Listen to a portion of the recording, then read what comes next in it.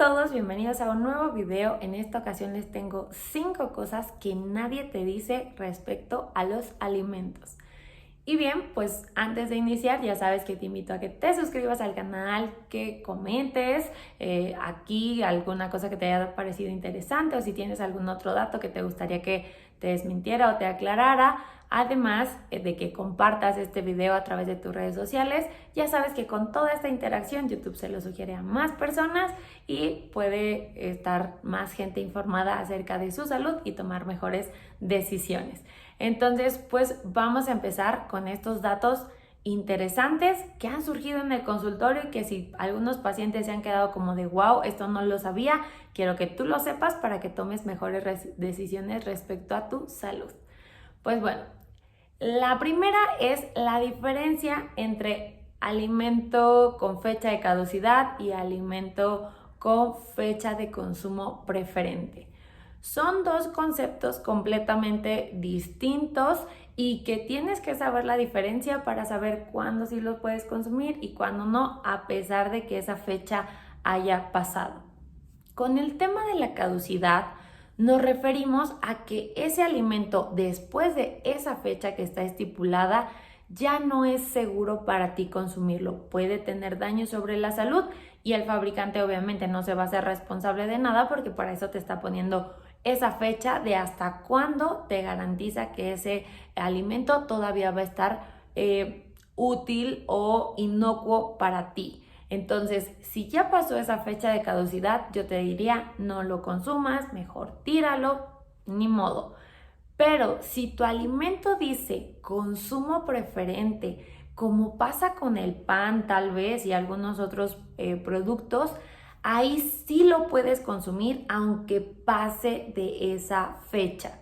El consumo preferente, esa fecha solo te está diciendo el fabricante que hasta en ese momento va a conservar las características conforme lo que ellos sacaron al mercado.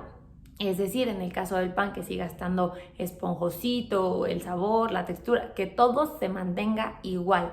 Después de esa fecha no te va a pasar nada si lo consumes un poquito más durito, si ya no lo percibes tan fresco y demás, a menos de que tenga moho o algún otro tipo de cosas, pero lo puedes seguir consumiendo. Entonces, ahora ya sabes la diferencia entre caducidad y consumo preferente.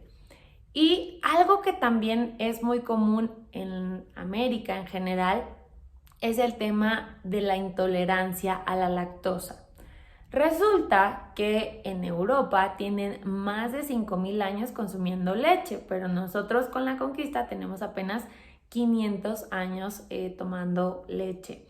Entonces es más común que de este lado del mundo seamos intolerantes a la lactosa, pero me ha pasado con algunos pacientes, repito, que por cuestión de economía dicen, bueno, si yo tengo que tomar deslactosado porque soy intolerante, porque tengo alguna otra cuestión, entonces se los dan a toda la familia y eso no debe ser así. En primera, los niños necesitan lácteos enteros, a menos de que de igual forma tuvieran alguna intolerancia diagnosticada, pero no necesitan ellos productos light, que luego también se me confunden entre light y deslactosado. A lo deslactosado le agregaron la enzima lactasa, que es la que produce nuestro cuerpo para procesar los lácteos. Como ya no la producimos, se la agregan al alimento y entonces es de fácil digestión. Y al producto light sí le quitaron una parte de la grasa para que no tenga tantas calorías como la versión normal. Entonces, repito, un niño técnicamente no debería consumir ni deslactosado ni light. Necesita un lácteo entero en dado caso de que así lo quieran sus papás o que tenga esa indicación del médico. Pero, repito, si el papá es intolerante y le da a los hijos o al esposo o a la mamá o alguna otra persona que viva con ellos, es más, hasta las visitas, pero bueno, las visitas sería algo más esporádico, pero un consumo constante de lácteos deslactosados sin que tú tengas esa intolerancia, va a hacer que tarde o temprano la desarrolles. Recuerda que nuestro cuerpo es muy comodín y que si tú le dices, bueno, ya te voy a dar esto que tú produces, pues voy a decir, ¿para qué lo produzco? ¿Para qué me desgasto produciendo esa enzima? Ya tú lo estás consumiendo. Entonces, el día que quiera esa persona consumir un lácteo entero, ya no lo va a digerir igual. Entonces, ten cuidado con eso y trata de evitar darle deslactosado a alguien que no lo necesita, que no tiene intolerancia a la lactosa. Entonces, checa esa parte. Otro punto súper importante y que ha causado revuelo en los últimos años es el tema del gluten. De igual forma, nuestra dieta origen es basada en maíz y el gluten es europeo. Entonces es más común que nosotros tengamos cierta intolerancia o que tal vez la digestión no sea exactamente igual el consumo de alguna harina de trigo al maíz. Entonces, repito, lo que tiene gluten generalmente es porque tiene trigo.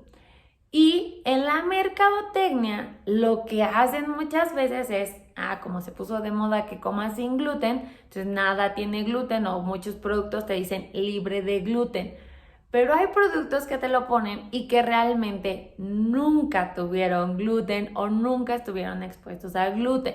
Hay una enfermedad que es la enfermedad celíaca que, por ejemplo, si la persona consume avena que pasaron por un molino donde también pasaron trigo, con esas trazas o ese pequeño polvito que puede tener de trigo, para ellos sí es algo grave y se van a poner mal y demás. Pero para las personas normales, nada más con cierta intolerancia, o es más, ni tienes intolerancia, todo te funciona súper bien. No necesitas alimentos sin gluten. Y punto número 2, les repito, hay alimentos que nunca tuvieron gluten y solo por mercadotecnia tal vez te están vendiendo cosas más caras sin que lo necesitaran. El caso más extremo que me comentó algún paciente es un agua sin gluten. ¿Por qué el agua tendría gluten si nunca tuvo contacto con el trigo? O sea, no hay manera. Entonces, bueno, así como es extremo, no caigas en esta mercadotecnia y repito, sobre todo si tú no lo necesitas, porque, ok, me vas a decir, casi no consumo trigo. ¿Cómo evitas al 100% el trigo si obviamente hay pastas, si obviamente que la galletita, panadería? O sea, es difícil una dieta completamente libre de gluten. Entonces, si no lo necesitas, no lo hagas y menos gastes dinero extra por comprar productos sin gluten, aunque repito, hay muchos que ni siquiera nunca lo van a tener. Y algo que también de pronto se puso muy de moda es el consumo de la sal del Himalaya, creyendo que es más saludable. Realmente la sal de mar o sal del Himalaya o rosada, como también se conoce, no es que sea más saludable que la otra en realidad. Sin embargo, en México hace algunos años se tenía deficiencia de yodo.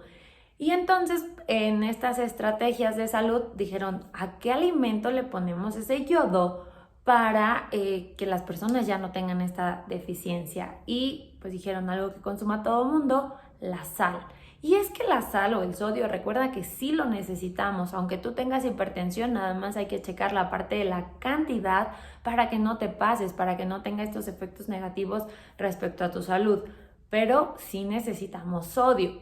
Entonces, pues repito, a esta sal le agregan el yodo y cosa que a veces esta sal rosada o algunas otras marcas, pues de otros países, no van a tener ese yodo. Entonces, ten cuidado porque puede ser que regreses a esa población de antes donde había deficiencia de yodo. Eso es lo único que me puede preocupar a mí, que no estés consumiendo el yodo suficiente, que dentro de las primeras consecuencias de la deficiencia es el agrandamiento del cuello que se llama bocio. Entonces te digo, cosa de que lo estés checando porque, por ejemplo, aquí en casa yo cocino con los condimentitos que traen ajo, cebolla en polvo, pero sí dice sal yodada y ya los otros condimentitos. Entonces, nada más para mediar ahí esa situación y les digo, estar evitando una deficiencia. Y por otro lado, seguramente se acordarán que hace algunos años los embutidos eran rosa, pero rosa intenso, casi rosa mexicano. Y resulta que ese color rosa de los embutidos se lo dan los nitritos, sustancias cancerígenas.